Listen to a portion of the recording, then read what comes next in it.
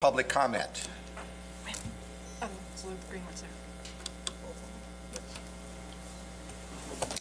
We'll still start with public comment. Anyone wishing to address the committee? If not, we'll move on to item number 2, which is approval of the minutes for February 26, 2019. Is there a motion? Motion, so moved.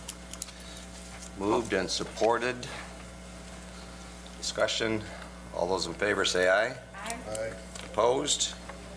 They are approved. Our next item of business is a report from Dar Boss, Department of Public Works, on performance measurements. Good morning, Dar. Thank you, Mr. Chair, and thank you, committee, for giving me a few minutes here to share what happened in 2018 with Public Works.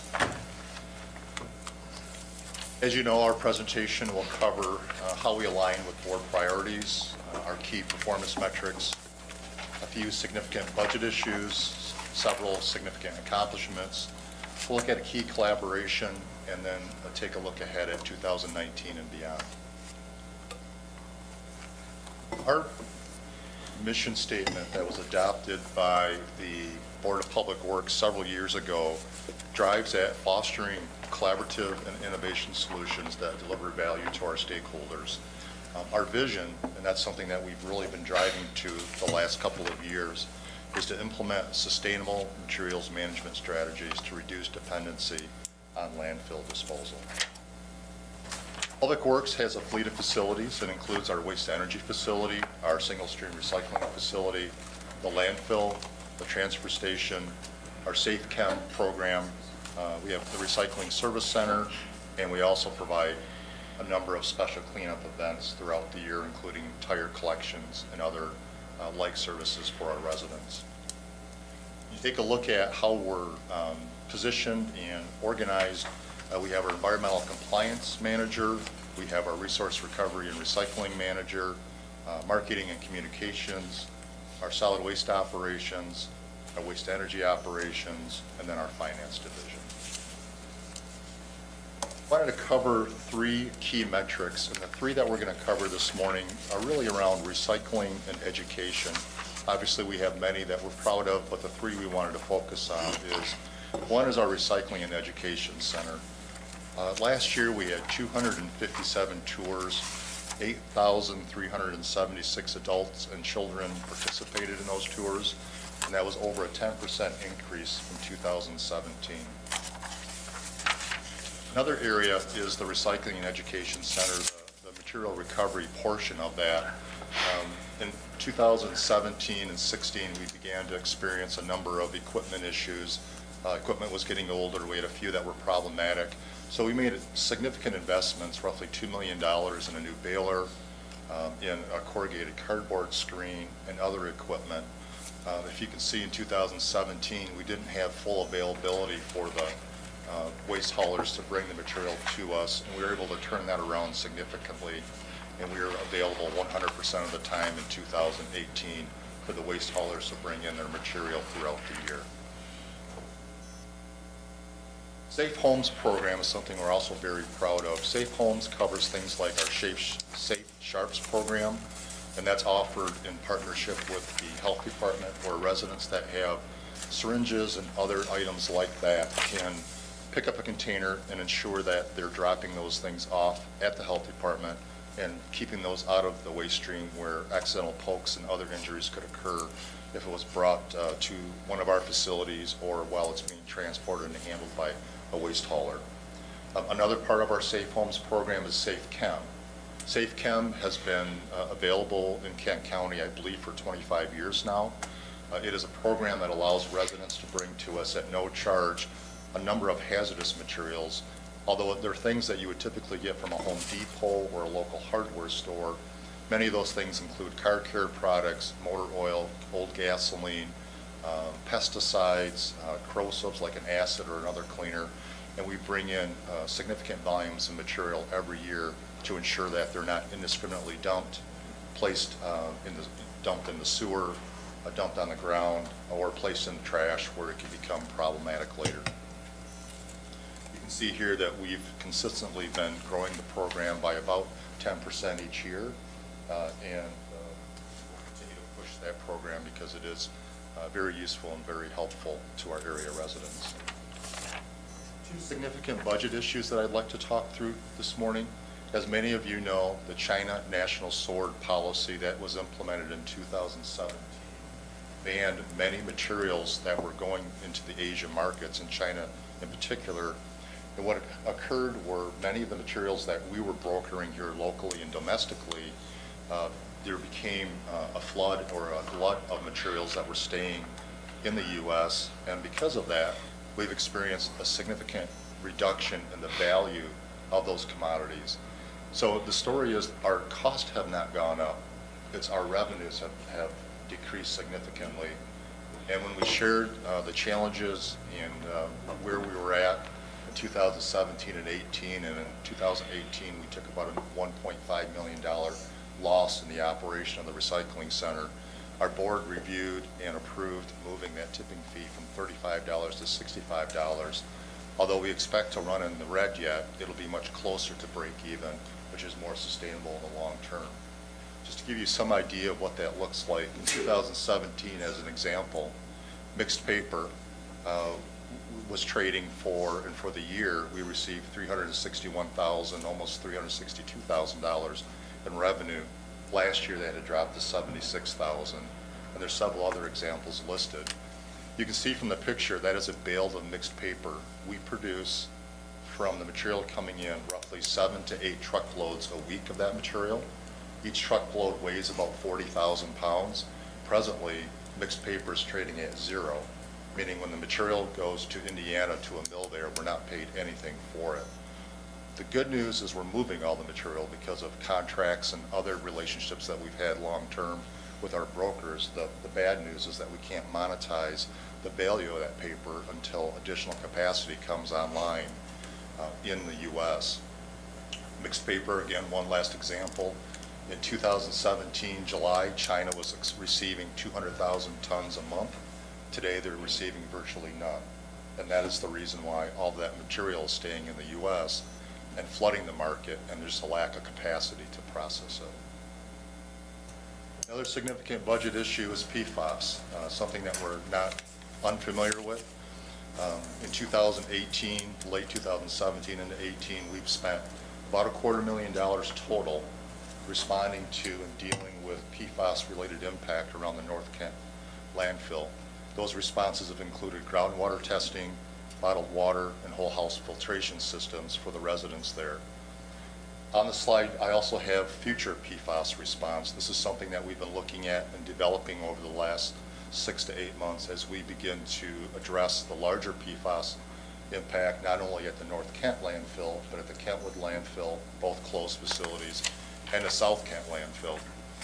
The reality is every operating landfill in the state of Michigan is generating some level of PFAS in its leachate because most of the materials, including carpets, fabrics, upholstery, clothing, Teflon pans, you name it, from that era were produced with PFAS chemicals, and since the landfill is the location of final disposition, it's there because those types of materials were brought there.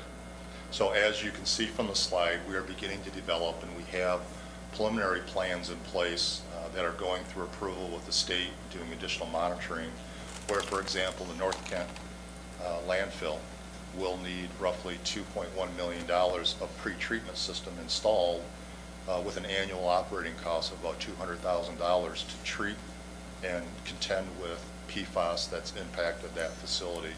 Kentwood, Sparta, and South Kent also have issues that we'll be addressing as well. The reason I bring it up is that we fund that closed and perpetual care facility fund through the solid waste surcharge.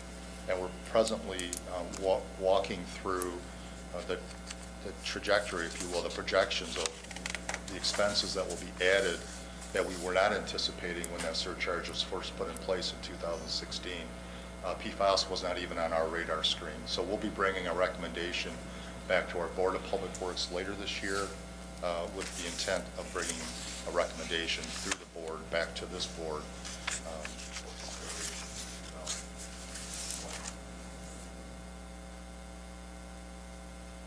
I'd like to talk about two significant accomplishments. One is the Sustainable Business Park Master Plan.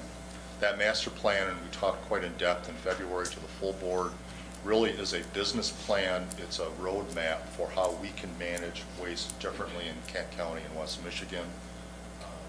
As you know, the Board of Public Works approved it in October. We've been very busy since then, and we'll continue to move that project and that strategy forward as one of several ways to reduce landfill waste. Second significant accomplishment is that we invested and the Board of Public Works approved new exhibit design for the Recycling and Education Center on the second floor. If you've not had a chance to visit in the past, or if you're able to come sometime in the future, we have open hours on Monday afternoon, scheduled hours throughout the week. It's a very interactive space, and it's been recognized as being done very well. We were fortunate to have a stakeholder group that included disability advocacy and many others that helped us understand how to handle and assure that we're addressing bilingual needs and other needs, so that as students and adults interact with this, they have an opportunity to learn and share no matter their background. Something that we don't like to have to talk about, but I think we need to acknowledge, is that our team did address, and we've been very proactive in implementing a solution at the North Kent landfill with our PFAS action plan. We've tested wells, we've put in water filtration systems, we've provided bottled water, and we've also connected a business to municipal water because of the location of that water main close to where their business was located. We'll continue to act on that, and we have a long-term strategy, of course, to treat the larger issues. We're certainly not alone in having to handle this, but we've been very proactive, directed by the Board of Public Works to ensure that we're caring for the residents, and we want to give you every assurance that we're addressing that as quickly as we can. Two key collaborations. I've got one listed here. We piloted a program with the Sheriff's Department in fall of 2017, and last year we formalized it. It's been a really, really good working relationship. I can speak to many interdepartmental, cross-departmental, and collaborations that we have with stakeholders throughout West Michigan. But this one's special to us because it solved a lot of challenges that we had about how to best staff the processing line at the recycling center. And I can assure you that it's been, I think, a great working relationship with the Sheriff's Department. They were supportive from the beginning, and we're proud to be able to provide minimum wage jobs to a number of work release inmates, anywhere from 15 to 20 each day, usually Monday through Friday. If we have to run a Saturday, they're right there, and the Sheriff's Department's been very responsive. Basically, this is how it works. The Sheriff provides a correction officer who provides that level of oversight to the work release inmates that are at our facility. They ensure that they arrive in the morning. We make arrangements for lunch and for breaks, and at the end of the day, they make sure that each of the inmates return safely back to the jail. We think it's a very productive way to build relationship with these people, and relationships, and I think reinforcing work ethic and getting up on time.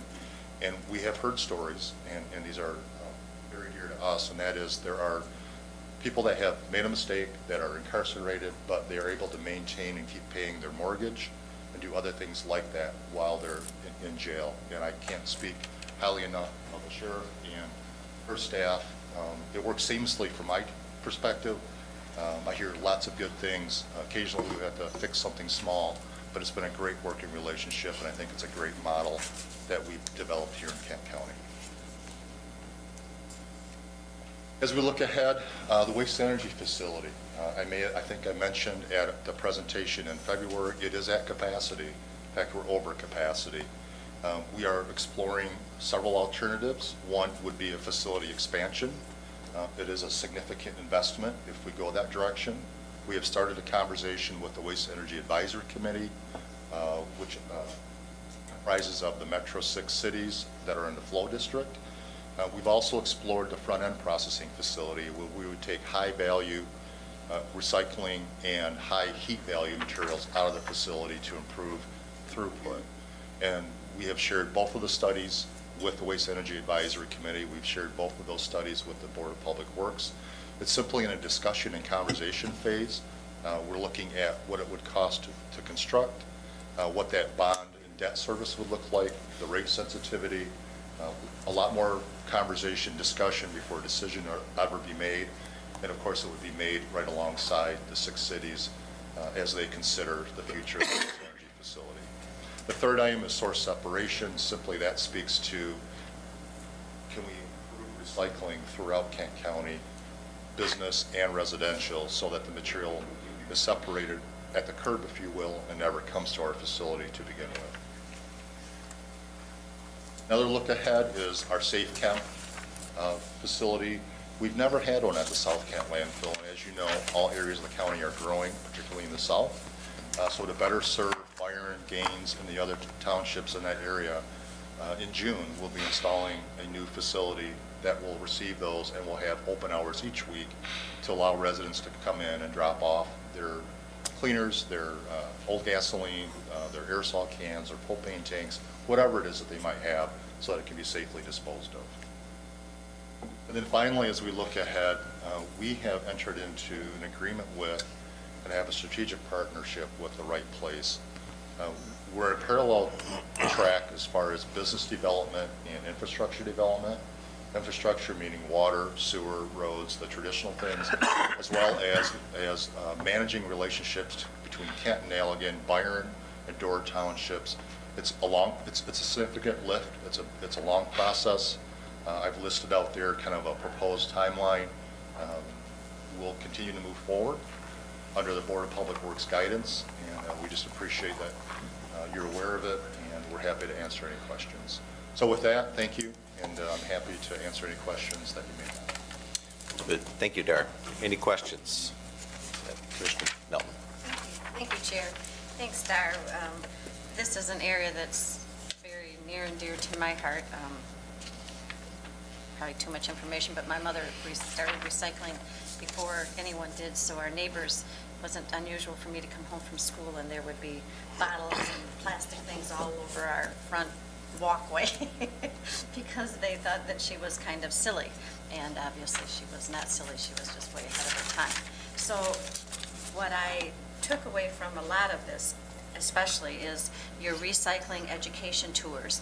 Now I know one of the elementary schools in Kentwood just did a recycle month, and they actually took on how to look at the use of plastic, and they counted how much plastic they used in their school or whatever, but it really piggybacks with what you're trying to do, and I don't know, I'm sitting here, how I might suggest that you expand that, but that's a wonderful program, I guess is what I'm trying to say in a very long way. And certainly there have got to be other places that could piggyback on that. And then getting to your facility, your Monday afternoon hours, is that just, you said that's open to the public, but then you also have other times that, how do you arrange your tours? Sure. Excuse me. So we do work closely with many of the school districts. We have 2 resource recovery specialists that focus on education. Oh, they do? Okay. And we work with curriculum, and there's various contests and things that we'll sponsor or will participate in that are already existing. The Monday afternoon, yes, is open to the public. We publish it on Facebook. We have it on our website, and of course in hard copy. And residents or children, or like spring break, we'll have people stop in with their children because we're looking for something to do, Sure. and so there's crafts and things that happen.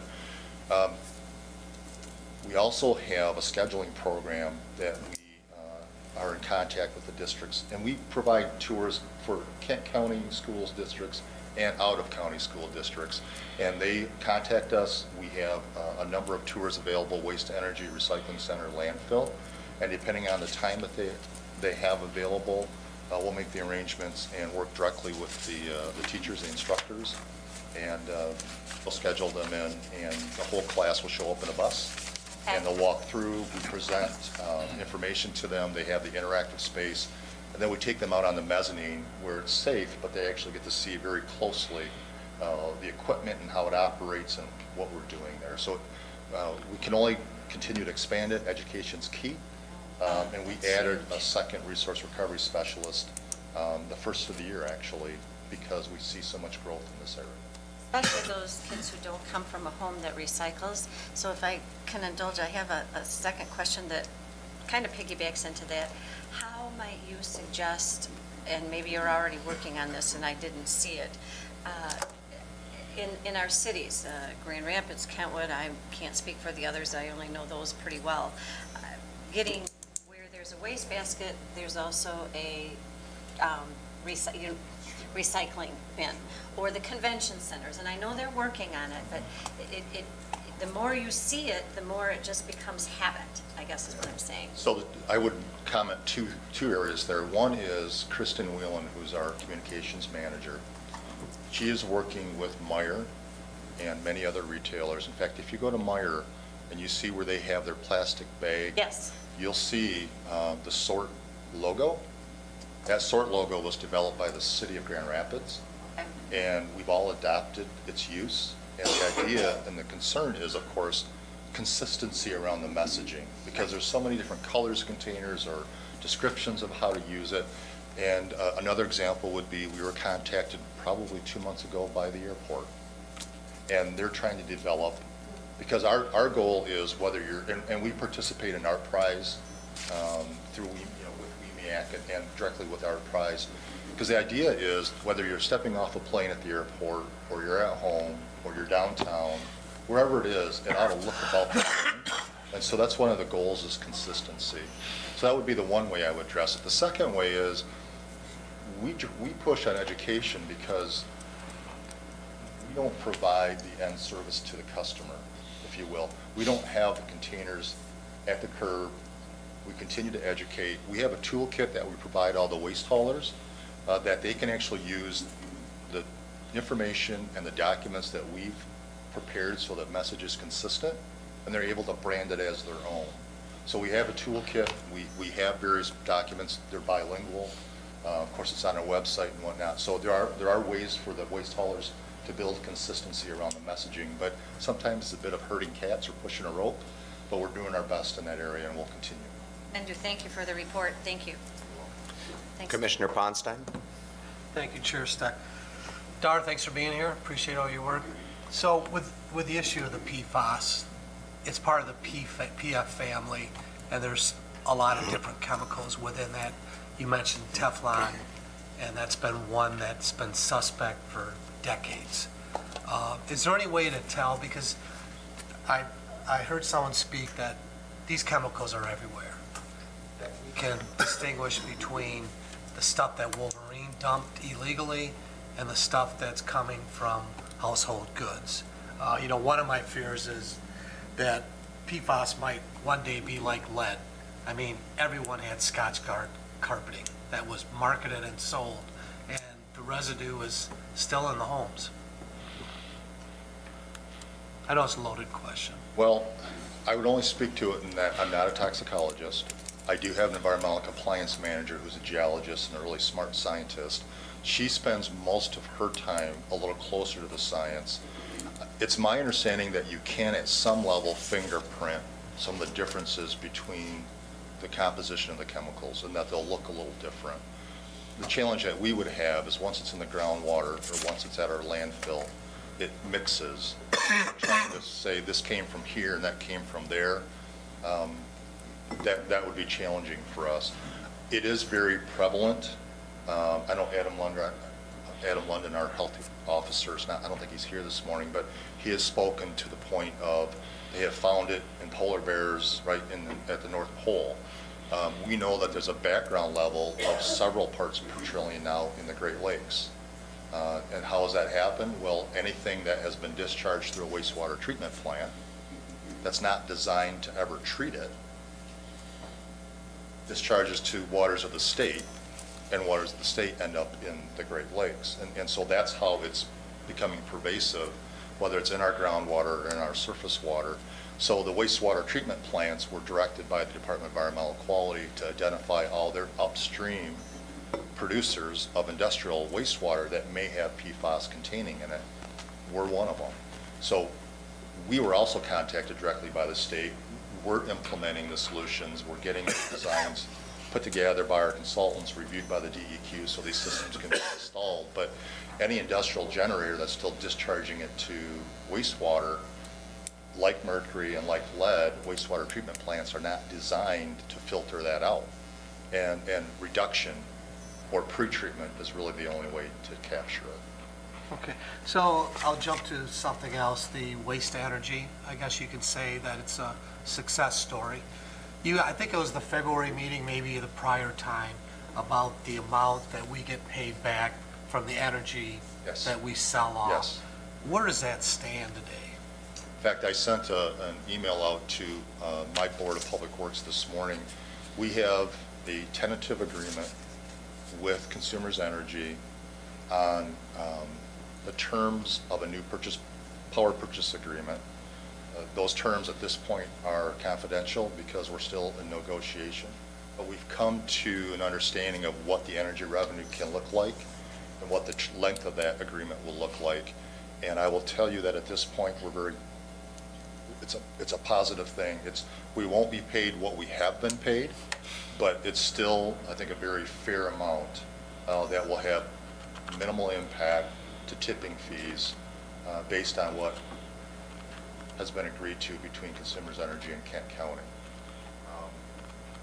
Presently, we're paid about $86 per megawatt hour. That rate was based on the fleet of coal plants back in the 1980s that the Consumers Energy operated.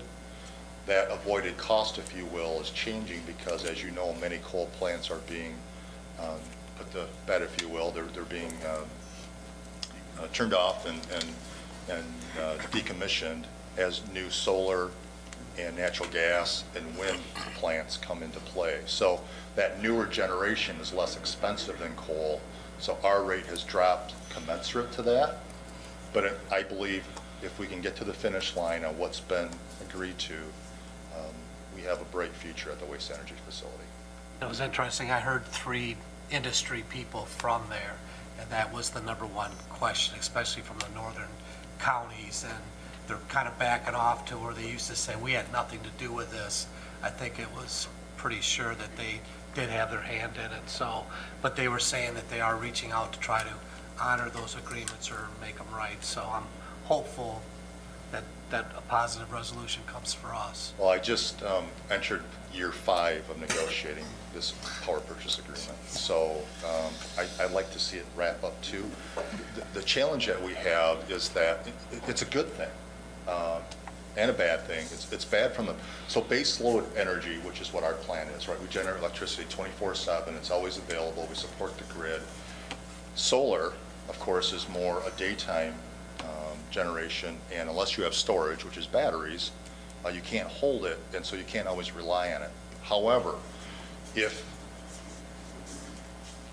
coal was at $86 a megawatt hour back in the day, and we believe that generation overall is less expensive today because of natural gas and solar, we are now hearing that in Europe and in some parts of the West, that new solar installations coming in at $30 to $40 a megawatt hour versus 86.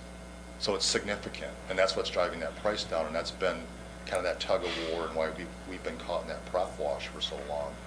Yeah. But again, we think that we're in a good position, and not to the end zone yet with it, but we hope to be there by May. I just want to mention one thing other quick. SWANA, is that SW? So I had a chance to hear David Biederman speak. I know Speaks him. very highly of you Thank you. and our Public Works Department, so I just wanted to pass that along. One thing I did find interesting in his talk, he had mentioned that a few Chinese companies have purchased old auto industry and plants that have shut down, and they're going to convert them to recycling. Is that I've on heard the that too. horizon, or? Yeah, I think the idea there is instead of why China stopped taking material from the U.S. because there was too much contamination in it. Meaning you might get 60 or 70% good material and 30% that was residual in a bale of material. So then we basically handed them our trash. And then they had to deal with whether they were going to combust it because they do have waste to energy or landfill it. So that's why their premise was, we'll take it if it has a 0.5% or less residual. The other side of that is if they process it here and ready it to be exported to them, as we should as well, then they're not getting the residual and they're getting clean product. That's why they're investing here in the U.S. Thank you. Commissioner Tellen? Thank you, Chair. Thank you, Dar. First a statement, then I have a few questions. And that's just to say that the Sustainable Business Park concept is really exciting and so innovative, and it's scary too, because it almost seems unbelievable that we could do so much in the front end, but thanks for pursuing that. So for decades probably, I've always understood that one of the things we were trying to do was to make recycling really inexpensive so that people were kind of incentivized to recycle rather than put stuff in trash. You said the recycling tipping fee, recycling center tipping fee is $65 a ton. How does that compare now to the WTE and the landfill? It's a great question, and that's been the challenge as we try to drive recycling. For the first time ever this year, the tipping fee at the recycling center is higher than anything else that we offer in our fleet of services. For example, the waste energy is 50, landfill roughly 40, recycling is 65. And so we're looking at and exploring how do you levelize that? How do you incentivize the recycling? Because and that's always been the challenge, and we're exploring that with a work group, and we'll be reporting back to the Board of Public Works, is we want to drive recycling. If you use the Michigan percentage that was developed a few years ago, their estimate is 15% recycling statewide. I believe we're a little higher in Kent County, but we're trying to actually get a hold of what that number is. Again, because we're not servicing the resident directly, and there's so many waste haulers that are, we're trying to figure out how do you benchmark and get that information to flow to somewhere where we can look at it. But I believe that it's not out of the question, and it's easily attainable in a few years that we could drive recycling to 75% if we do a couple things like a blended rate, meaning if you subscribe to trash, you automatically get recycling, or some other mechanisms that take us thinking about public policy, but education and trying to drive that. And right now we're talking to the waste haulers to come up with some ideas. But as we talk about too much material landfill, too much material going to waste to energy, we could substantially reduce that if most residents recycled, and if we could get more businesses to do the same. The example is 21,000 tons of cardboard go to the waste energy facility every year. And there's many reasons for that, but we can do much better, and we should. Next question, you talked in regard to the China slide.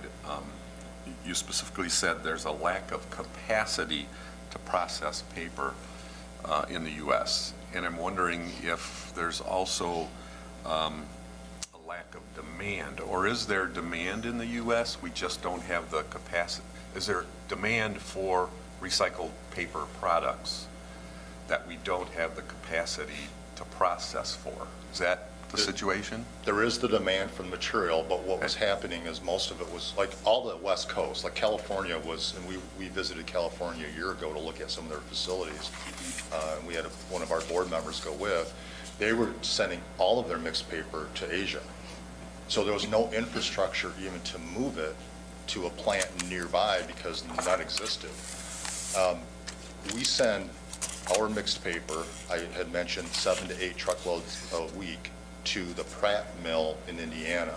They're presently looking and will be building a second mill in Ohio, which will help take care of some of the Midwest material, but it takes time to build those plants. So we believe the demand is there. It's just a matter of we don't have domestic capacity to process it. Third question. Again, this is my thinking. My traditional thinking was challenged here when you started talking about PFAS getting out of the landfill. My understanding always has been that we put a clay cap over the legacy landfills to keep the water from coming in and driving the leachate and the bad stuff down into the groundwater. And we've done all that, and on top of that, we put a clay liner in the South Kent landfill, and still we're getting this stuff leaking out. Why is that? So what I was speaking to, specific to North Kent and South Kent, Kentwood not as much as, and I think South Kent would be the good example. And I don't remember the parts per trillion that's in the leachate. We're collecting the leachate, right? The facility is secure. We're not losing any material to groundwater. What we're doing is impacting surface water because that leachate's collected, it's pumped to the Byron Center wastewater treatment infrastructure, sewer, which goes to the city of Wyoming. So the city of Wyoming treats that wastewater, but they can't treat it for PFAS because they're not set up to treat it. So like mercury and all those other materials, it passes through.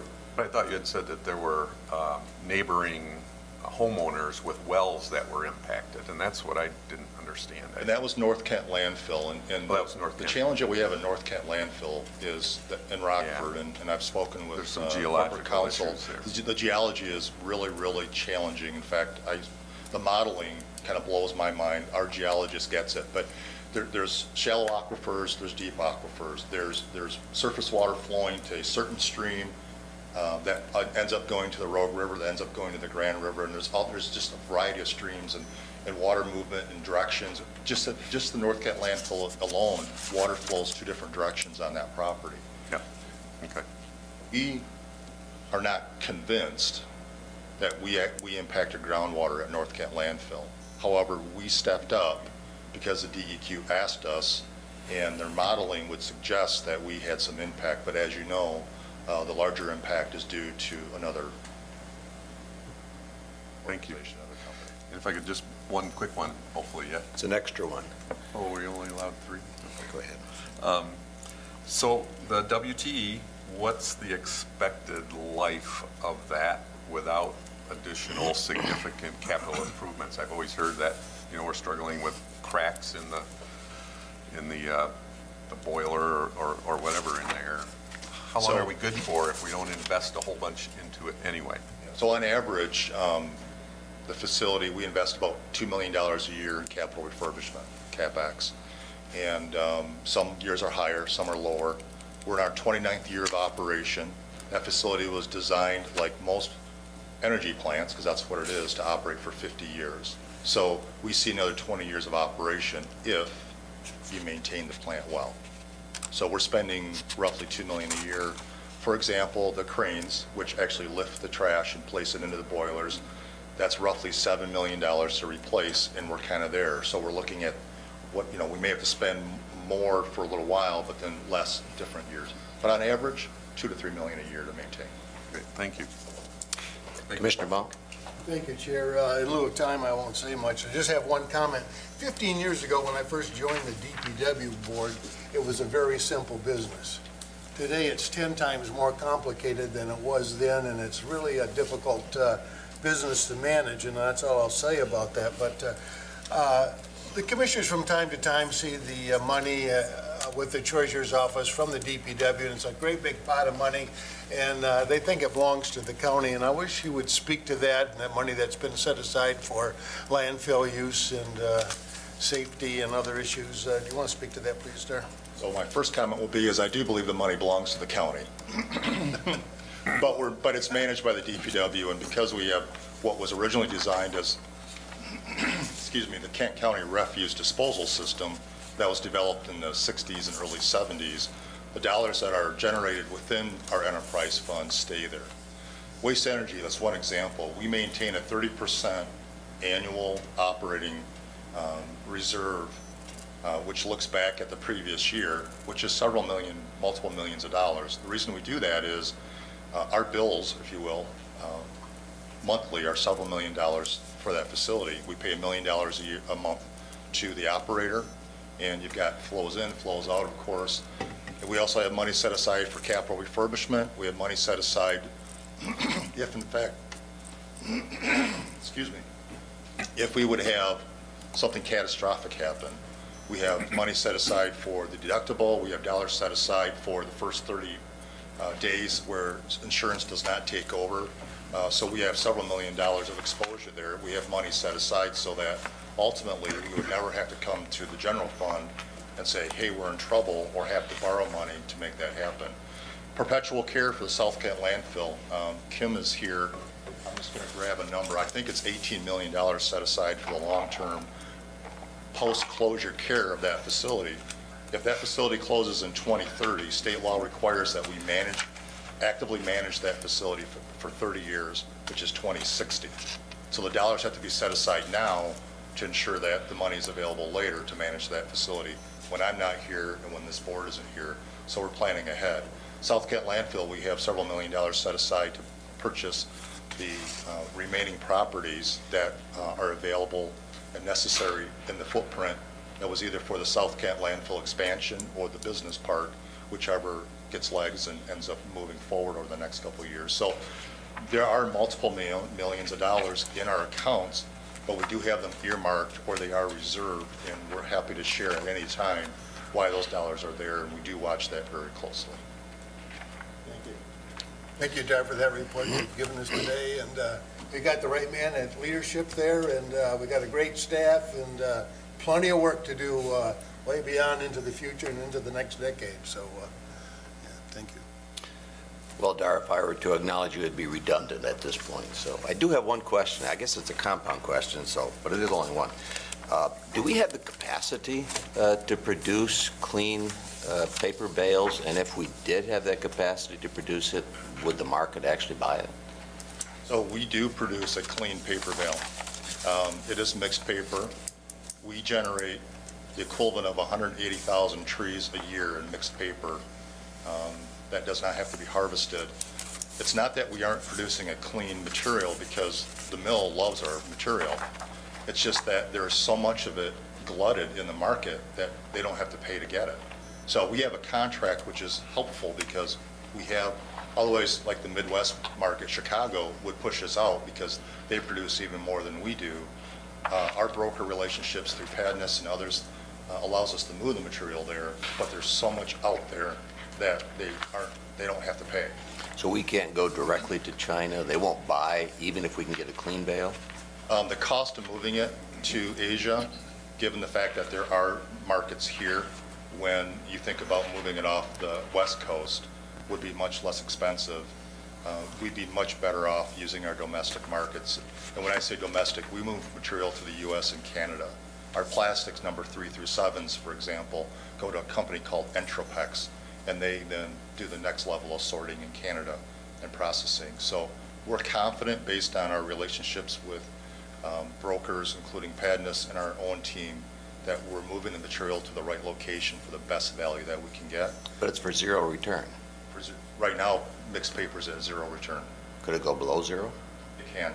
It can go to like -5, -10. Fortunately, we haven't hit that, but we could be paying to move it. We do for glass. So for the last 4 years, we move all the cullet, the food grade cullet that comes from wine bottles or mayonnaise jars, whatever it is, that moves to a facility called Strategic Materials in Chicago, and we pay $10 a ton to move it there.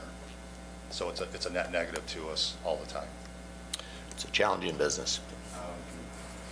But money, what's the saying? We lose money on everyone, but we make it up in volume. That's kind of how we feel right now. So We appreciate that. Thank you, Dar. All right, the next item, Becky Beckler is here from Public Affairs Associates for a brief legislative update. Beginning this week, the legislature is on a 2-week spring break, or how they like to refer to it as an in-district work period. But there will be no votes taken in the legislature for the next 2 weeks. When they return, they have several significant issues that they want to complete before they leave for the summer, should they actually take a summer break. The first and foremost would be the state budget for 2019 and 2020. The governor has proposed several challenges for Republicans. The House and the Senate have not put any hard lines as far as when they plan to move budgets. However, we believe that the Senate will begin moving their subcommittee budgets out the 2nd and 3rd week of April, so the House will probably follow suit around that time as well. I don't believe that the Senate plans to include in their version the 45-cent tax increase. The Senate Majority Leader has made several statements to this issue. First, he would like to separate the gas tax from the budget discussion, something that the governor has no interest in doing. And the second item that he wants to bring forward is that in 2015, the Republicans passed a road package that dedicated $1.2 billion towards roads, and he would like to have that included into the equation as they seek to identify the $2.5 billion. I also don't think the Senate plans to include the pension repeal that the governor has suggested, as well as the corporate tax increase. So those are three significant components from the governor's budget that I don't believe that the Senate will include, and I highly doubt that the House Republicans will do that either. We do know that the House Republicans plan to introduce, when they return, 2 to 3 different versions of a gas proposal or gas tax or road funding. They're not identifying whether they're going to include new funds or how they're going to do it, but they are going to have a press conference and identify their version of road funding for Michigan, so we can look forward to yet another version. The governor's been pretty clear that if there's another alternative out there to raise $2.5 billion, she is interested. She is not wedded to her plan. She has just put forward a plan. So there is some wiggle room as far as conversations with the House and the Senate. Other pieces of the budget don't seem to be as problematic. There are increases for revenue sharing for counties that do not seem to be a problem with the legislature, increases for university and community colleges, increases in the school aid fund and special education. So it really comes down to those significant, challenging components of the budget that the legislature will need to deal with. I highly doubt that the legislature will complete their budget by the end of June, which they have done for the past 8 years. I think given the dynamics of having a split party situation, I think we're going to be here well beyond the June 30th deadline. So I just wanted to point that out there, that there could be some summer session days for us. There are some other issues that the legislature is working on. Clearly, raise the age is something that we're watching very closely. The Senate has taken the first attempt at taking hearings. They've had several hearings, and Senator Lucido plans to continue those hearings when they return the second week of April. Both chairs of the judiciary, Representative Filler and Senator Lucido, are very sensitive to the fact that there are cost implications for local units of government. That's why they're moving carefully, wanting to make sure that they address those needs as they're presented to them. So I know that the Michigan Association of Counties is working very closely with both committee chairs, and we're also having conversations with them so that they understand the funding applications with this proposal. We'll continue to monitoring that. The legislature has also returned with an online gaming package, introduced both the House and the Senate. This is a package of bills that Governor Snyder vetoed in the last days of session. The stakeholders have come with a similar proposal. Governor Whitmer at this moment is opposed to this package. The House has moved a little bit more quickly. It moved out of House Regulatory Reform and is now in the House Ways and Means Committee. She's concerned on the funding mechanism. Right now, there's an 8% tax for online gaming and fantasy sports gaming. She believes that needs to be moved up to 10% to bring in more revenue. There's a concern that this will simply shift gamers from the lottery, where the state gets sales tax, and move them over to another venue. So we'll continue to monitor that, because I think it could have some funding implications on the state budget. Auto no fault also continues to be a priority for both the House and the Senate and the governor. The Senate is going to take the lead as far as trying to move legislation. I would assume that late April or early May. There isn't actually a document or a product out there. The bill that was introduced in the Senate was simply a shell bill. There's legislation to be put into that when they come up with some agreement. But Senator Nesbitt's very clear that he'd like to get a product to the governor before late June or early July, when they plan to leave. The same issues still are being discussed. The fraud authority, attendant care, whether there'll be some type of a fee schedule. The governor's also brought into the conversation the non-driving factors, which is credit rating, redlining, those factors, something that the Senate and the House Republicans don't appear to be interested in. So there's a lot more conversation, a lot more discussion on auto no fault, but that is a priority of all three branches as they move forward. There's an issue that has been percolating in the legislature since the governor disclosed her budget, and that deals with the Health and Human Services. Since 2006, Michigan has been under a federal court order when it comes to child protective services. And part of that child protective services is the order in which Michigan must maintain an accurate data system. And right now we have what's called MySACWIS that has come under intense criticism, if you will, recently. An independent authority has actually recommended that the state government scrap this system and come up with a new system. It is not reporting accurate data. It's very difficult to input correct data and get anything out. And part of that court order is having a viable system that they have determined that we do not have. The problem is the state has spent over $230 million on this system. And so to scrap the system and start over is a huge cost to the state government, but it's something that they're certainly considering and will continue to watch, because that's a huge impact. It's something that I know Kent County has struggled with as we try to get accurate data on our child cases, but we'll continue to monitor that. Senator McGregor, who chairs that subcommittee, has been working diligently on that issue. Those are the major issues in front of the legislature. As I said, they're on a 2-week recess, so it's pretty quiet in Lansing. I would be happy to answer any questions that anyone might have. All right. Thank you, Becky. Any questions? Yes, Commissioner Melton. It came across my technology that Senator Stabenow is working on a mental health package to fund counties and cities more thoroughly or better than what is being done presently. And we talked about it a little bit, a couple of us.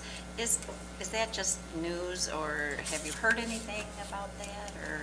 I have not had the opportunity to look into that federal program and whether it's a viable solution. I'd be happy to check into that for you. Okay, no, that's okay. I know it's not at the state level. I understand that. I just thought maybe it had trickled down into some of the state conversation, because this is obviously an area that keeps getting put on the back burner, and yet it is way forward in some of the activities that we see that are not good choices, but it's not being addressed because, again, there are other things that seem to always push it to the back, and I just wondered if that was being talked about at all. Not from this specific proposal. However, I know that Governor Whitmer is very, very concerned and interested in mental health and behavioral health services and how Michigan responds to those needs. Okay, great, thank you. Commissioner Talon. I was just going to say that I'm disappointed that Governor Whitmer hasn't paid more attention to the mental health needs and the severe underfunding, or shown any indication in the budget proposal of a solution to what I think many of us here recognize as severe system underfunding. So I'm surprised to hear you say that she is aware of that. She's aware of it, but I think a lot of people share your concern that it was not discussed in her State of the State, and the budget doesn't really reflect any significant increases as far as financial help for that. I know she has referenced it, and I know Director Robert Gordon, who's a new director, comes with an emphasis on behavioral mental health services, so it will be a priority for him. We have those pilot projects that have been in the budget for a couple years. I think they're going to start to look at those and whether they can actually start to pilot some programs in different areas of the state to see how they can best effectuate that issue. All right. I do have one question, Becky. I've seen there are a number of bills out there on vaping. What's your assessment? Are those going to get through? What's going to get through? Yes, there's actually been a couple of hearings on vaping and prohibiting kids from getting the vaping services. Yes, I do believe that the legislature wants to address this. It's just how they go about it. But I know there have been at least one and maybe 2 hearings on it. But let me get more information about what bill they're focusing on moving forward for you. All right, good. Thank you. Thank you for your presentations. Becky, you always do such a nice job. All right, let's move to item number 5. Approval of the 2019 state legislative priorities. There is a document that is in the materials distributed today. Sure. This is a request to the Board of Commissioners to approve the 2019 state legislative priorities. The Legislative and Human Resources Committee Chair Stan Steck and Board Chair Mandy Boulder met with Becky Beckler from Public Affairs Associates and staff from the Administrator's Office to review the 2018 successes and discuss issues to monitor in 2019. They are divided into 2 sections and 2 categories for policy and funding. Following these discussions, a proposed list of legislative priorities was presented at the February 26, 2019 LHR Committee meeting for review and comment. Additionally, a board work session was held on Thursday, March 14th, 2019 for all commissioners to discuss the priorities further. And based on the feedback from the March 14 board work session, the list of priorities and incorporate changes to the state PFAS, lead, and trial court funding commission. And this morning, there was an update to the public health PFAS issue, just rewording a couple of points about thanking Senator Brinks for introducing legislation that would address the PFAS issue. The Administrator's Office will continue to monitor these issues and seek the Board's direction on any additional priorities that may arise during the legislative session. In addition to the state priorities, a list of proposed federal issues was presented to the Legislative and Human Resources Committee for review. It is anticipated the committee will discuss and approve these priorities on April 26, 2019. Is there a motion to approve? So moved. It's moved to approve. Is it supported? It's supported. Let me just underscore again that while there is an attachment here with the federal legislative priorities, that is being submitted for information at this point. It is not part of the current request or the motion. And also call your attention that there is at the end of the state priorities section an acknowledgement that there are a number of issues that have percolated up through our conversation that will require ongoing consideration. Intent is not to just drop them off the table, but to continue to look at them, and when we're ready to further review that and maybe make an additional amendment to the statement, we'll do so later on. Any other conversation, questions on the motion? Yes, Commissioner I have Talbot. a ton. I guess I Only wasn't get three, sure. remember? Oh, you get three. So make them compound. That's how I do that. Well, I actually have some concerns about the way these things are worded and the lack of consistency in the wording, and I don't know if this is the appropriate time to do that. I've made suggestions that doesn't feel like have been necessarily followed through on, but I don't know if we're open to some of those changes to improve the wording, the consistency of the verb tenses and so on through these. But let me just focus then, if I only have three, on the PFAS, which I don't know, maybe it's because it's a new priority. I had a lot of concerns about the wording and would like to suggest something like this. Kent County advocates for adequate state revenue to address PFAS contamination around the state. But I was a little bit confused by the phrase address ongoing PFAS response around the state.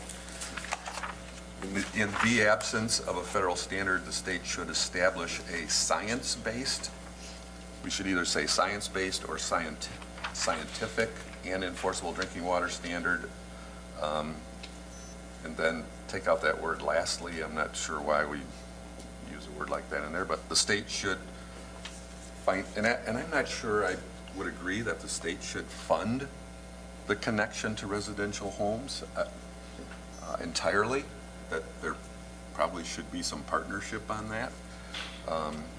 So I'd like to suggest the state should financially support the connection of residential homes to public water systems, and then take off that if applicable. It just was awkwardly worded, I thought. It's very difficult to do detailed drafting in a committee meeting of this nature, and while I believe you have the right to submit a motion to amend it, and if it is supported to go through it in that fashion, it may be more effective we'd like to get this approved and get it to the full board to do that, and then if we need to go back later and tweak it, to do it that way. Particularly if it's dealing with language modification as opposed to substantive. Are we okay with language modification between this committee and the board? My concern is I want to have a document that reflects well on what we're able to produce here at Kent County and to share with staff and legislators. And I'm not sure I'm comfortable with the way it is right now. So yeah, we're kind of in a rock and a hard place here for me. Well, as I say, I believe that the methodology here, the procedure would be if you wish to seek to amend it, that's what we're left doing, is trying to amend these, the motion. My guess is that at the end of the day, whatever document we end up with, there's not one of us that will say, I would change that language. I would say it differently. It's inherent in a committee-approved document that you're going to see that.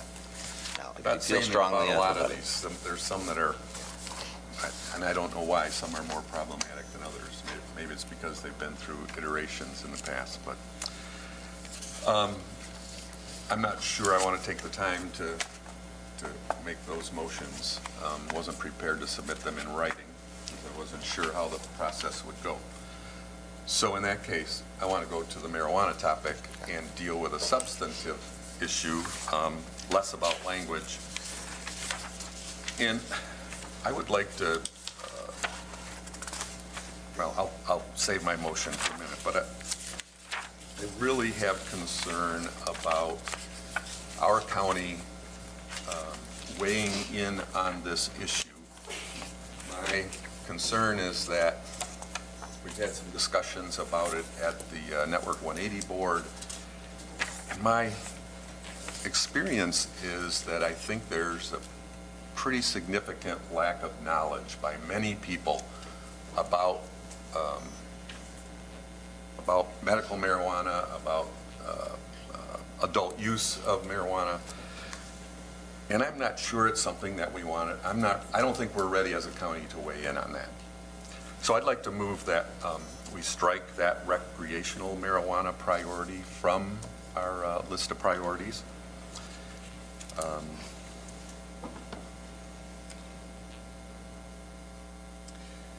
all right, there's a motion to strike, this is not numbered, but it is near the end, It's numbered page page 10, recreational marijuana, state priorities. It is a policy and funding statement.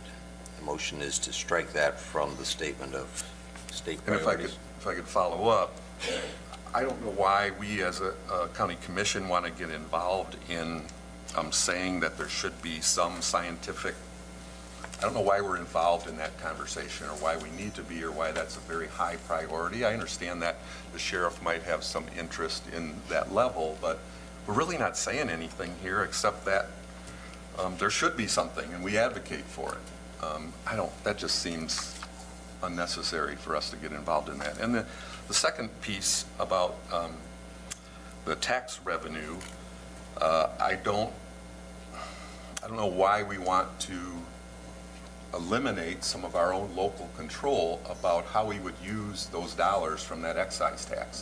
Right now, we can use them for whatever we want, and why we would want to change the law to limit what it can be used for makes no sense to me.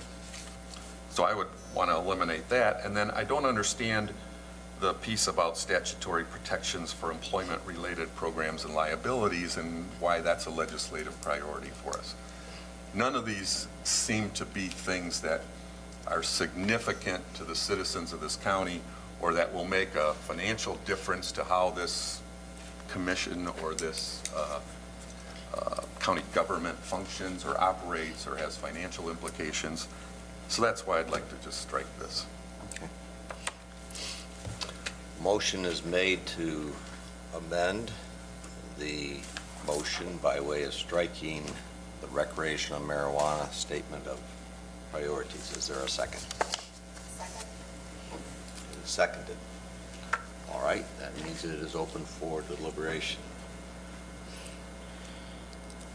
You want to comment on why it's in there and the explanation behind that, Wayman?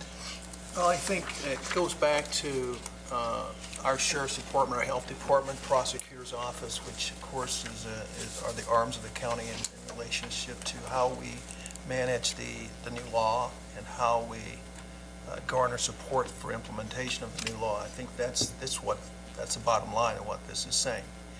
On the one hand, make sure that the sheriff is appropriately empowered to deal with the issues that are going to be potentially out there related to the change in the law.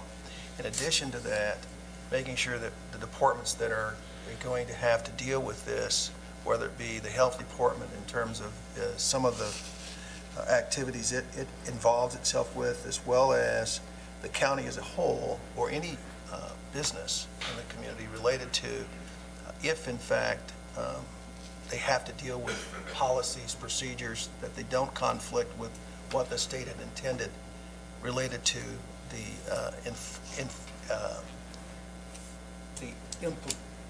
implementation of this new law, that we not be in a position where it undermines our ability to conduct our business with our various departments. That's that last sentence, the liabilities related to employment.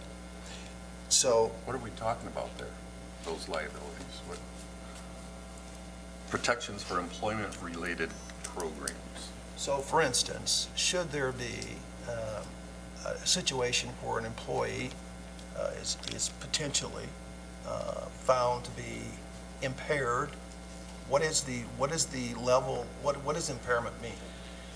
No different than any other substance, whether it be alcohol use or any other drug that might be the cause of an injury at work or a altercation at work or whatever. How do we manage that in a very judicious fashion?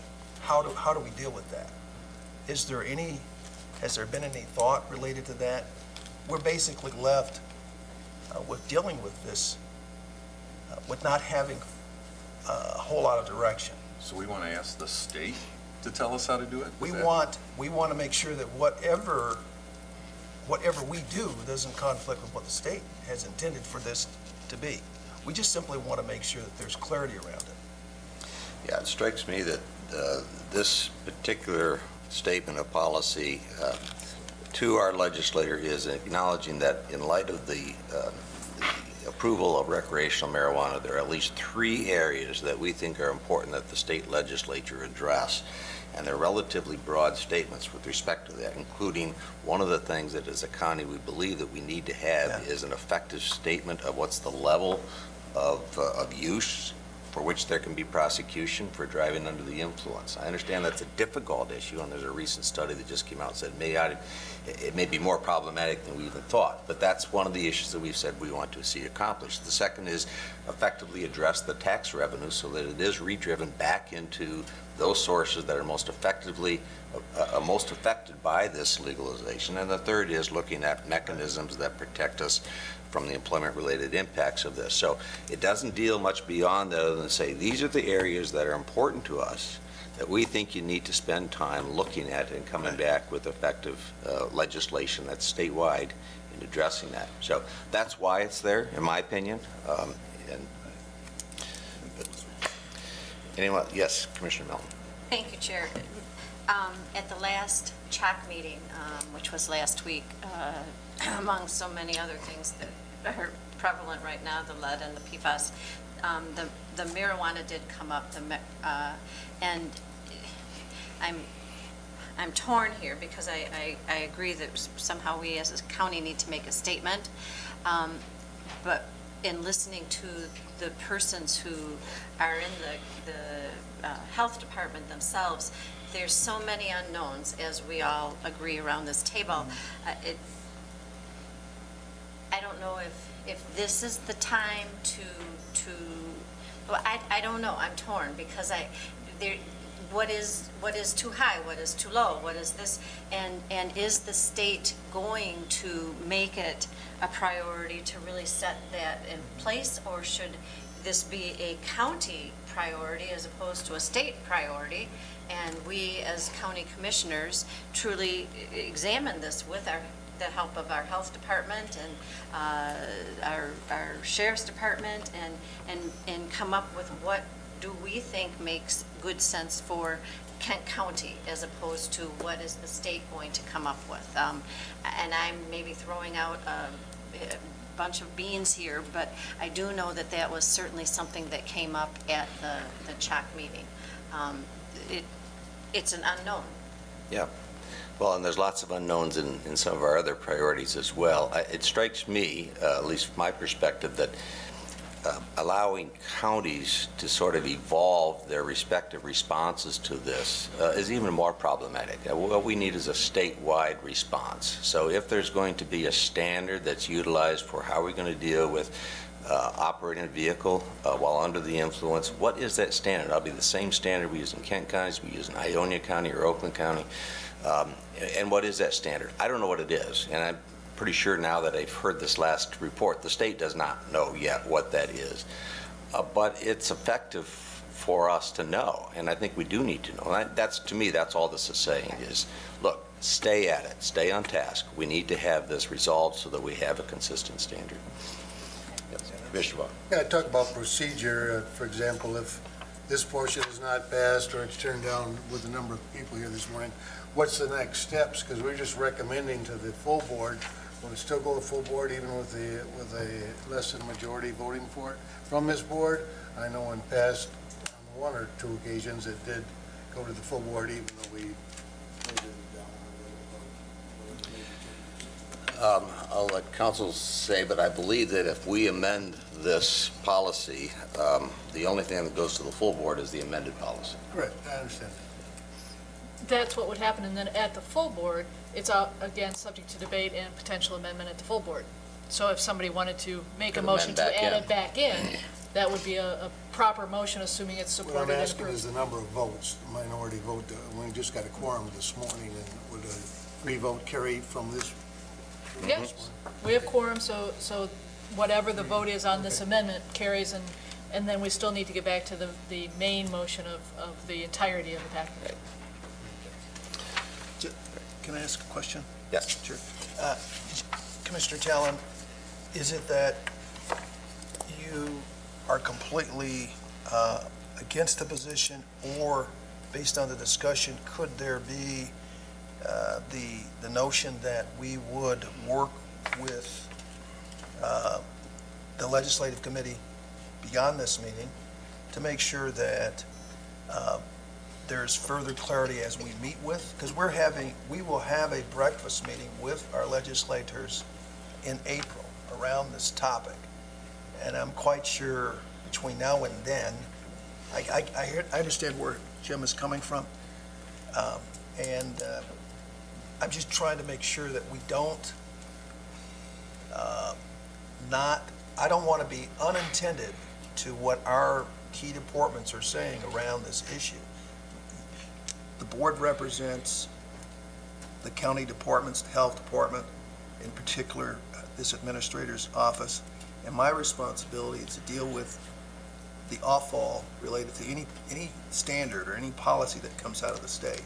And I don't want to be, I don't know, not in a position to appropriately deal with issues that I expect are going to happen. And that's my issue. Well, if we were to adopt this, then this gives us the basis to have our conversation for all of these priorities with the state legislature when we meet with them. If we pull one of these off, that is then no longer a platform that we are authorized to present to the legislatures. If we do adopt this, and including the marijuana one, all of these, in my opinion, continue to be subject to further refinement. It may be that after we take this statement, there's more information, there may be more studies, as I say, this one on whether or not there's an effective marijuana consumption or level of THC in the blood, whether that's effective or not, I don't know. But those will continue to be modified, and we'll continue to look at them. So my reservation of pulling it off now would be that it takes it off of our agenda, and we're not in a position to make that as a countywide legislative policy position.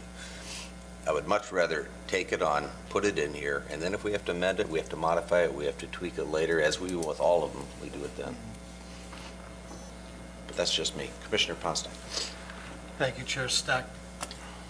So after listening to that, I mean, I would then suggest we don't have legislative priorities. If we can't speak to an issue that's emerging, let's say something with Public Works that Dar's concerned, that's not on our list, so we're not going to address it. I mean, we should be more nimble. I mean, it's a very fluid, what's going on in Lansing. No one has any idea where that road funding's going. And for us to then say that we can only speak to what's in our legislative priorities, then I would say get rid of them all. Because there's issues that come up day to day that we have to be more nimble to get our lobbyists and our staff behind it quickly. I always thought the legislative priorities were just key issues that we know of, but it wouldn't eliminate or not eliminate something if it's not on that list.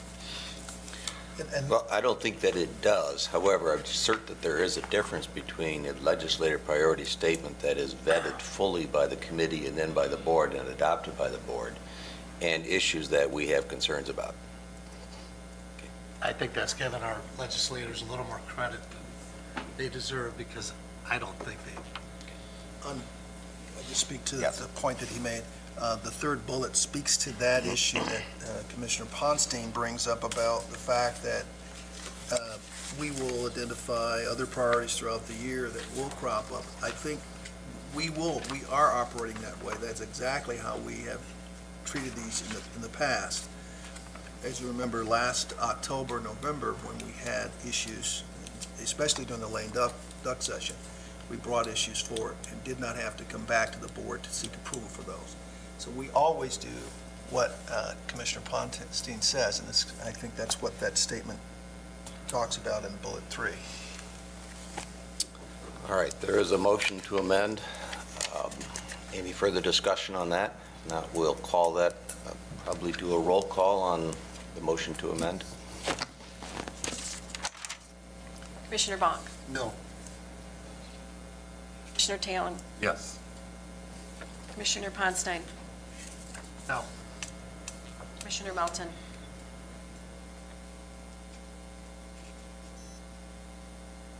No. Chair Stepp? No.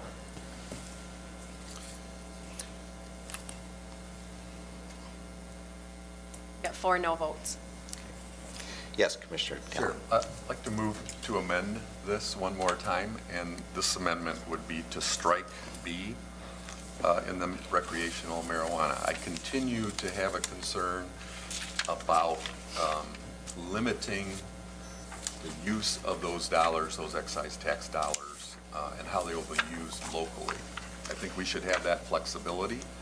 I think all communities should have that flexibility to use them in the ways that make the most sense for that community. So, and we have that right now under the current legislation, and I would hate to see that change. So I would move that we strike B in the recreational marijuana priority. So motion is to strike just the language in B on page 10. And just to see if I'm clear, that this provides that our position is that the tax revenue derived from the recreational sale would be focused at the local law enforcement, substance use agencies, and health department areas. So it would ask that it be driven back to the local entities. And that, you oppose that? Yes. Well, I'm sorry. You oppose a policy that would require or call for the tax revenues derived from the sale of that recreational marijuana to be sent back or redirected back to the local law enforcement? No, what I think this is saying is that they're already being, it's already being sent back. That's what the legislation says. This says it will be directed for certain uses at the county. That's the way I read it. Not that it will be directed. It already is being directed to the county. But this, as I read it, is suggesting that it should be directed for certain purposes. Right now, those purposes are not defined, and it looks to me like we're defining them here. So your concern is that it is narrower than what you believe the current policy is? Yes. And I would like to have that local control for us to determine it rather than the state to determine it for us. Can I just comment? Yes, could you? The local law enforcement does not necessarily mean the county, so that means any local jurisdiction. So it's not, I know what Jim is saying is that there could be other departments, agencies in which those dollars could be used. For instance, with the city of Grand Rapids, there could be a department or two that could benefit from some of these dollars. Yeah. Why would we limit that? I don't know. Do you know the answer to that? What's the difference in the limitation of the tax revenues? I don't have the statute in front of me, unfortunately. Just having listened to discussions at workshop and things along those lines, this language also, by directing it back to the locals, be it law enforcement or otherwise, would encourage or state our position that the state shouldn't be able to take this money and reprogram it in Lansing for something totally distinct, be it roads or anything else. So that there is a level of protection there, but I have not checked this, I have to admit, I haven't checked the statute to see if the state has that within its power, but that would be one of the things that I'd be concerned about. Well, I think my understanding, the intention of the statement was to assure that doesn't happen, that our position is that it stay focused and be directed to the local level. Your concern is it is now, and this too narrowly limits the application of those dollars. And I rarely say I'm positive because I'm You're once in a while certain. wrong. Okay. I'm 99.9% certain that the state does not have the ability to redirect that 15%. That's part of what the citizen initiative, it was part of the ballot initiative. 15% of the excise tax, similar to the medical side, would go to counties. On the medical side, there were two different divisions of the excise tax. One was specific to law enforcement, one was more generic to the locals. Right, but the That one- 15% within the county, 15%? There was a law enforcement provision above and beyond the county provision. Okay, all right, and I thought we were just talking about the county provision here. That's why I want that taken out, because I want that local control here for how we use the county's 15%. They're not going to take that away from us because it's in the legislation that was. Well, I think that the intent here is to be consistent with that. I guess I'm hearing you concerned that the way it's articulated here is that it may be inconsistent with that, but maybe I need to move this from a motion to amend to strike that language to a second to that motion so we can tee that up. And if Is there- there's no support, then I guess we don't talk about it anymore. Is there a second on the motion to strike sub-statement B on page 10? Seconded. It's seconded. You're in. All right. Further comments on the motion? Yes, Mike, go ahead. Yes, I'm Commissioner sorry. Melton. Thank you, Chair. I'm trying to take all of this in, because obviously we all know, and I'm sure that our sheriff is back here, shaking her head, because it is such a moving target, because unfortunately, we're not prepared for this, and there's so many unknowns.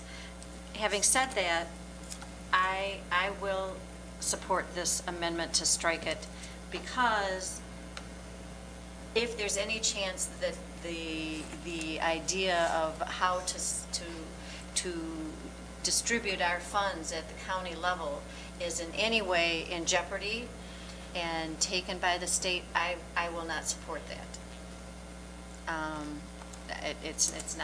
It's not the state's decision to decide where Kent County places our funds. So I will support the amendment to strike B. There's just too many unknowns. I mean, we're a group of educated persons here, and we are struggling with the language and what is legal and what do we know at the county level, and I understand that it's because it's something new. I get that. I'm not being critical. But if we are not grasping that, to put this out here and open up any opportunity for the state to take a hold or even a little bit of what it is that is supposed to be for Kent County, and for us to decide as a invested group of persons, elected group of persons, I don't want to have any part of that. So I will vote for the amendment. Would the maker of the motion agreed to language that provide the tax revenue derived from the legalized recreational marijuana be directed to local control? Is that what you want to maintain?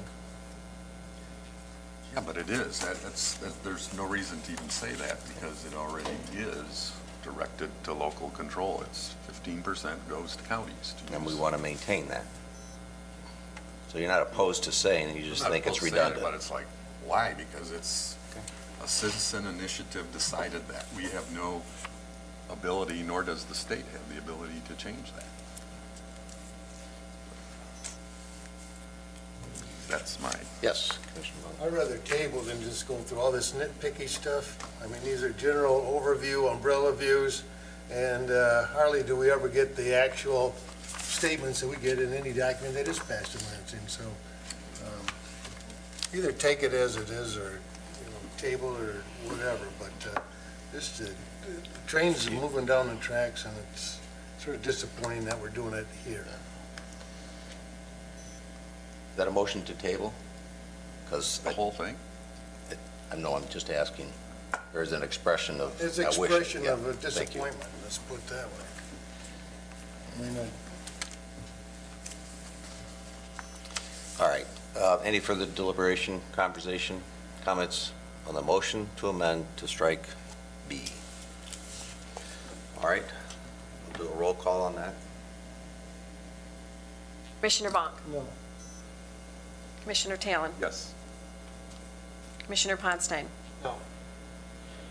Commissioner Melton. Yes. Chair Steck. No. 3 no, so the motion to amend fails. All right.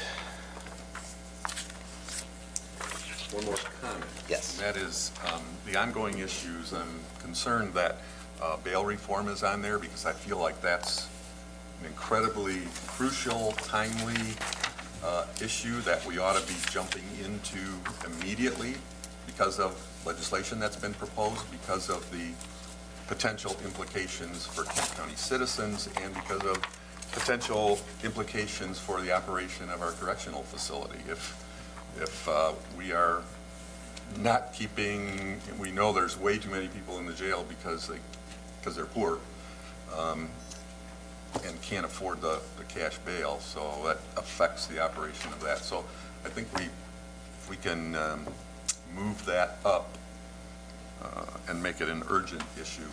I wish we could have had it in here, but given the what's going on in Lansing right now, I'd like to see that get a lot of attention. Well, I'm going to agree with you on that one. Yes. I think this is an issue we need to take a hard look at very quickly for that reason. But I think we can do that. It's not inconsistent with approving this. It's acknowledged as being an important issue, so.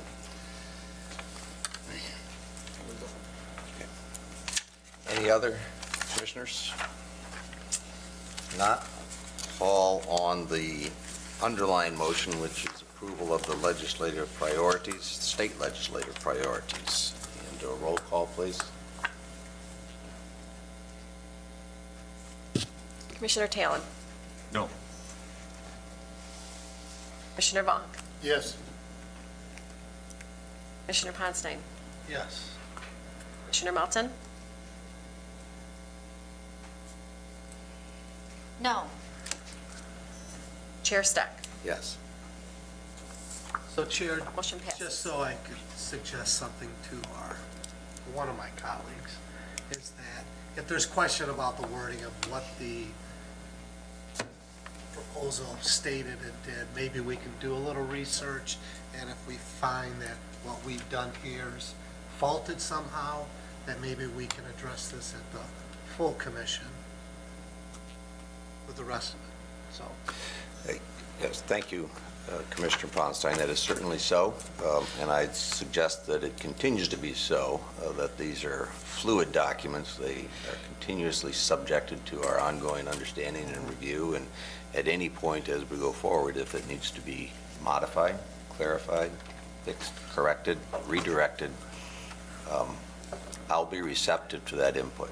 And if I could follow up, it would be helpful if we could get clarification on that point B, the Yes. legalized marijuana. So Yes. Thank you. Before Thursday. You wanted a full legal opinion from corporate counsel before Thursday. We'll just, You heard that. Not a problem. Clarification at a minimum. clarification, yeah. All right, thank you. Next, item 6, appointments to various boards. Yeah, this is a request to the commission to appoint Caroline Dillenbush, Tom Dooley, Emily Helder to the Community Mental Health Authority Board for a 3-year term ending March 31, 2022, and Carolyn Sotheby to the Community Corrections Advisory Board to fill an unexpired term ending December 31, 2020, and James Laramie to the... No. There was a replacement. Okay, let me back up. There was a change in the recommendation for the pension board. That has been removed until we have further clarification. further clarification on that one. So that's the only one that will not be going forward. So all of the others will remain, and then I'll complete the summary of the request. Citizen vacancies on the Community Mental Health Authority Board were left unfilled following the annual appointment process, as terms of this board are not effective until April 1. In addition, a midterm vacancy on the Community Corrections Advisory Board recently occurred. A solicitation of applicants to fill these positions took place in January. An interview team consisting of Stan Stack, Stan Ponstein, Betsy Melton was appointed to review applications and to interview qualified candidates for the vacancies. The interview team is recommending the appointments of the candidates noted above. Is there a motion? So moved. Support? Support. Any conversation, discussion? If not, all those in favor say aye. Aye. Opposed? They are approved. Next item, number 7, Kent Community Action. This is a request to add a full-time community resource specialist position. The Kent County Community Action is requesting to add a full-time community resource specialist position to act as a floater covering for absences and to assume certain administrative duties currently performed by others in the department.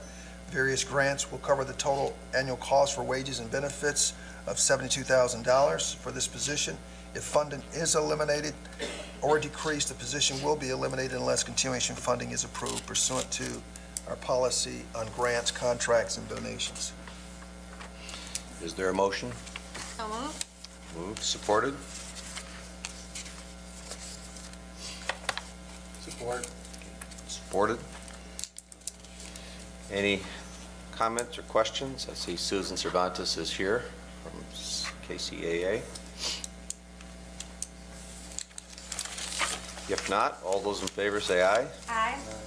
Opposed? Thank you for sitting quietly and patiently, Susan. Motion is approved. Move to item number 8, from the Sheriff's Department. Yeah, this is a request to add one full-time emergency preparedness program specialist position. Emergency management is transitioning from a contracted service to an in-house function of the Sheriff's Office. As part of this change, the Sheriff is requesting to convert the emergency preparedness program specialist position that supports the emergency manager from a subcontractor to a full-time county position. A Homeland Security grant will cover the total annual cost for wages and benefits for this position of $83,000. If funding is eliminated or decreased, the position will be eliminated unless continuation funding is approved pursuant to our policy on grants, contracts, and donations. Is there a motion? So moved. Support. Moved and supported. Any comments? Yes, Commissioner Ponstein. I don't know if it's a comment, but clarification. So years ago, we moved a staff position to a contract position. Now we're going back from a contract back to a county position. Did we find the old way didn't work? I'll have Chuck. Good morning, Chuck DeWitt, Undersheriff of the Sheriff's Office. We think we saw some deficiencies that we're trying to bridge that gap. The position falls more in line with a full-time employee as compared to a subcontracted employee that we see today. Thus, it falls more in line with that situation. And I'll agree 100%. Talked to a lot of people on the east side of the state where contracted positions are given out. A lot of areas of questions arise from those arrangements, so I appreciate that the position's being moved back in, so thank you. Mr. Talon? Thank you. So Jack was the emergency manager, and can you say who was the emergency preparedness program specialist? How was that being filled? So that's currently filled by Stacy Madden, who is in a subcontract relationship right now, or a contract relationship right now. Would be our intent to maintain her as our full-time employee once that position's transitioned. Thank you. Any other questions? Not all those in favor of the motion, say aye. Aye. Opposed? The ayes have it. It is approved. Sometimes it's hard to tell when there's only 5 of us here. It's not a very resounding sound. All right, let's move to item number 9. Any miscellaneous from commissioners? Yes, Commissioner Ponstein. Thank you, Chair Steck. Well, with that remark, it is interesting if you talk to other people around the state on, when I told them I had to drive back to fill a quorum, they say, oh, quorums aren't a problem on our boards. At the beginning of the meeting, we have a quorum. By the end of the meeting, there's only 2 or 3, but because it's a voice vote, it's recorded as the motion is passed, and no one ever knows there wasn't a quorum there for that actual vote. So it's interesting, the stories you hear of how things operate around the state, and I think I guess we're pretty lucky that we try to follow the rule. Well, it is a busy time of year, and I want to acknowledge my colleagues because it took some effort for some of you to be able to adjust your schedules to allow us to have a quorum to move forward, so thank you all for doing that. Any other miscellaneous? If not, we are... Oh, yes, I'm sorry, Commissioner Melton. It wouldn't be right if I did. I don't know where you all stand on the schools that are in your district, but I'm pretty crazy about ours. And I just went to the musical that the student population at Kentwood put on. And I really encourage, not just us commissioners, but anyone who's in a school district to go in. There's so many negative things out there, and you read about teens that aren't doing what they're supposed to, and I know that I was a teen at one point and had teens in my house.